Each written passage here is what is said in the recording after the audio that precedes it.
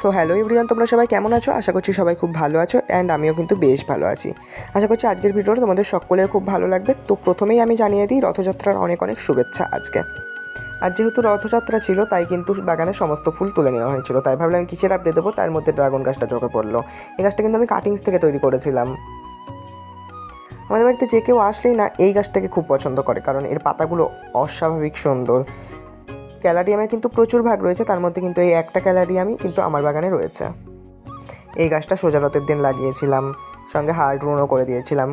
বাগানে বেশি মাটি না থাকায় এইটুকু দিয়েই বসিয়েছিলাম, কারণ তো প্রচুর বৃষ্টি হচ্ছে, সমস্ত মাটি ভিজে ছিল। তার মধ্যে বাগানে দেখলাম দুটো এই অ্যালামন্ডা ফুল ফুটেছিল, তার মধ্যে একটাও তোলেনি কো। সঙ্গে পাশেই ছিল এই সাদা জবা ফুলটা, অনেকগুলো ফুটেছিল, তার মধ্যে একটাই রেখে দিয়েছিল। বৃষ্টির জল পেতেই কিন্তু রজনীগন্ধা ফুল গাছের স্টিক বেরিয়ে গেছে। আচ্ছা, কে কে আমার ভিডিও দেখতে ভালোবাসো? ভিডিওটি ভালো লাগলে চ্যানেলটাকে একটা লাইক দিয়ে